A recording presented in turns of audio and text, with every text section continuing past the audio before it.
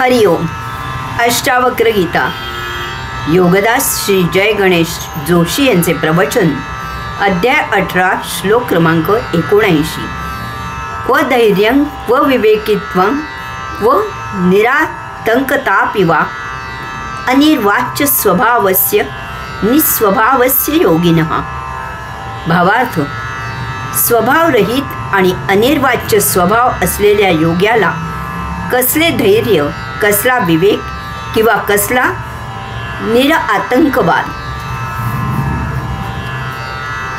येथे अष्टावक्र मुनींनी योग्याच्या साक्षात्कारीच्या स्वभावाबद्दल अनिर्वाच्य स्वभावस्य निस्वभावस्य योगिनः असे म्हटले आहे.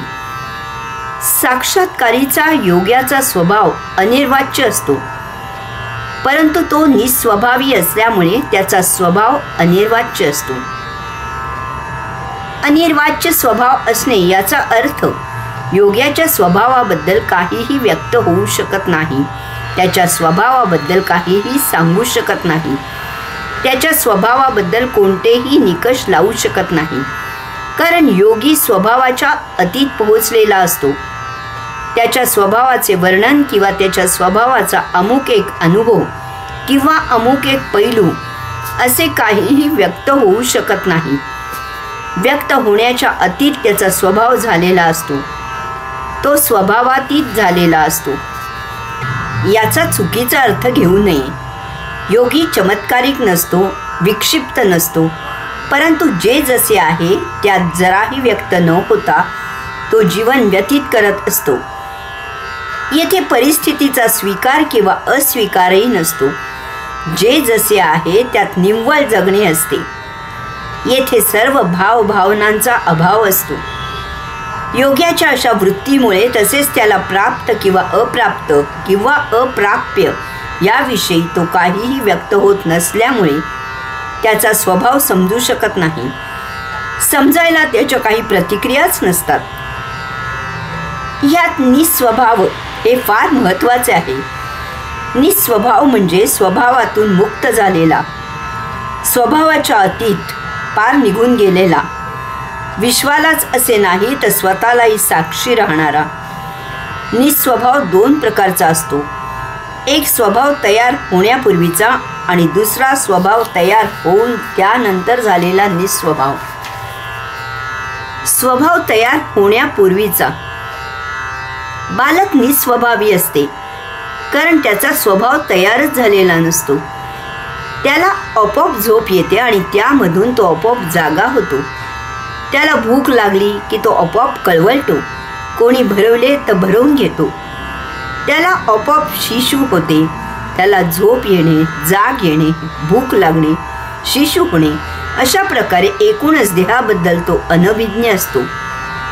त्याला आरशासमोर जरी उभे केले तरी त्याला त्यात त्याची प्रतिमा ओळखू येत नाही, कारण त्याला स्वतःच्याही देहाची ओळख झालेली नसते. आरशापासून एका बाजूला गेल्यास त्यातील प्रतिमाही एका बाजूला होते. अशा वेळी बालक आरशाच्या मागे जाऊन कोणी आहे का असे पाहतो. बालक स्वभावरहित निस्वभावी असतो, परंतु जसजसे त्याचे वय मोठे होते त्याला जगाचा अनुभव येऊ लागतो आणि त्याच्यात स्वभाव तयार होतो. त्याला स्वतःचे असे मत तयार होते, अहंभाव येतो. स्वभाव तयार होऊन त्यानंतर झालेला निस्वभाव. योगी लहान बालक नसतो, त्याने जग पाहिलेले असते. साक्षात्कारित होण्यापूर्वी त्याचा स्वभाव तयार झालेला असतो, परंतु योग प्राप्त झाल्यावर तो स्वभावातीत होतो. तो त्याच्या स्वभावाच्या अतीत होतो. तो निरागस होतो. त्याला सर्व काही समजत असूनही तो अव्यक्त होतो, परममौनी होतो, प्रशांत होतो, योगी मुनी होतो. जगातील या शूद्र भौतिक स्वभावाची त्याला दया येते, करुणा येते. तो अशा क्षुल्लक गोष्टींना जराही महत्त्व देत नाही. जे आहे त्यात तो जीवन जगतो, कधीही व्यक्त होत नाही. जगताचा तो एक प्रभुलीला म्हणून स्वीकार करतो. नाटक पाहावे तसे तो जगताच्या रंगभूमीवर दृश्य अवलोकन करतो. या निस्वभावातून तो कधीही ढळत नाही. अष्टावक्रमुनी पुढे म्हणतात की अशा योग्याला कसले धैर्य, कसला विवेक किंवा कसला निरातंकवाद.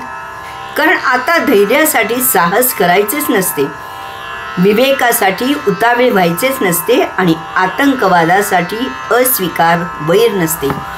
हरिओम.